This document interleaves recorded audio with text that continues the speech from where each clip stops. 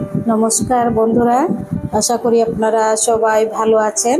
আপনাদের সবাইকে পূর্ণিমা কিচেনে স্বাগত জানিয়ে আজকের রেসিপিটি আমি দেখাবো চিড়ের পোলাও কিভাবে একদম ঝরঝরে হয় এবং খুব সহজে সুস্বাদু বানানো যায়।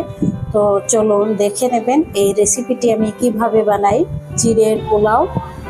প্রথমে এখানে দেখুন এক বাটি চিড়ে নিয়েছি আমি। এই চিড়েটি হচ্ছে গিয়ে জেকে কোম্পানির চিড়ে। জেকে কোম্পানির চিড়ে যতই ধুবেন নষ্ট হবে না এবং বানানোর পর এটি গলে যাবে না। এই চিড়ের পোলাও এরকমভাবে আমি ধুয়ে নিচ্ছি 2-3 বার খুব পরিষ্কার করে।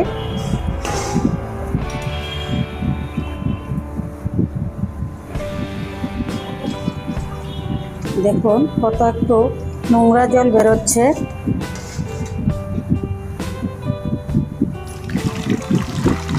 আবারও ধুয়ে নিচ্ছি খুব পরিষ্কার করে।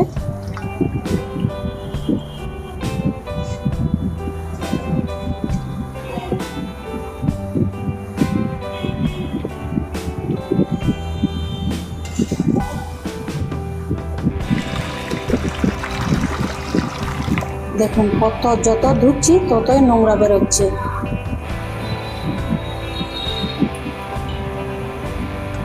এবার এই ছাকনাতে ছেঁকে নেব। খুব পরিষ্কার করে ধোয়া হয়ে গেছে।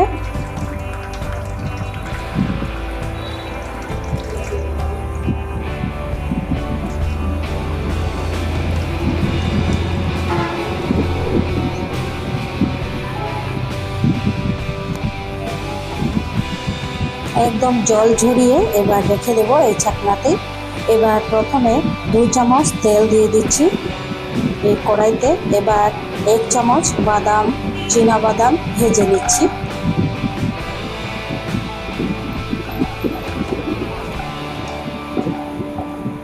একটু মোচমোচে করে ভেজে বাদামগুলো তুলে নেব।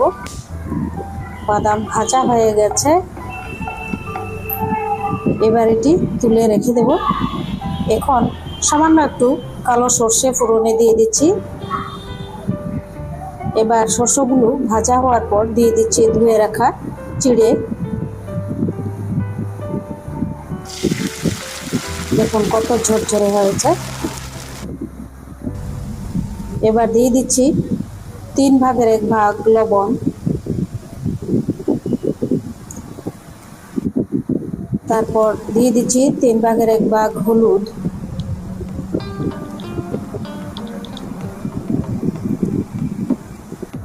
এখন খুব ভালোভাবে হলুদ আর লবণ মিশিয়ে নিচ্ছি।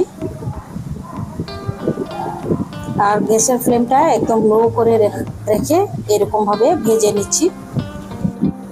চিড়ে ভাজা হয়ে গেছে। এবার 1 চামচ চিনি দিয়ে দিচ্ছি এখানে।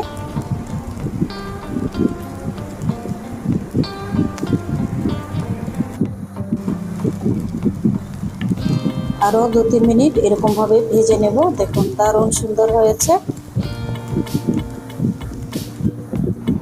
এবার দিয়ে দিচ্ছি ভেজে রাখা বাদাম, 1টি কাঁচা লঙ্কা,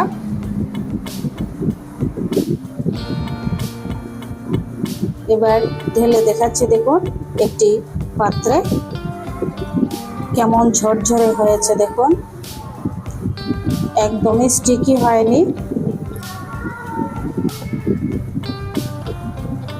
খুব সুন্দর ঝরঝরে চিড়ের পোলাও তৈরি হয়ে গেছে। দারুণ সুস্বাদু, সিম্পল, একদম সাধারণভাবে, কোনো সবজি নেই কিন্তু খেতে অসাধারণ।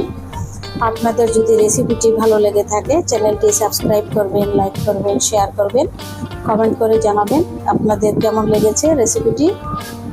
এই সাধারণের মধ্যে অসাধারণ এই চিড়ের পোলাও। এখন তো প্রচণ্ড গরম, তাই এরকম বানিয়ে খেলে শরীর সুস্থ থাকবে, ভালো থাকবেন। অনেক রকমের মশলা এবং অনেক রকমের সবজিও দেইনি, একদম সিম্পলের মধ্যে দারুণ সুস্বাদু এবং ঝরঝরে, খুব ভালো লাগে খেতে। দেখুন এত ঝরঝরে হয়েছে মনে হচ্ছে আমি ধুইনি চিড়াগুলো।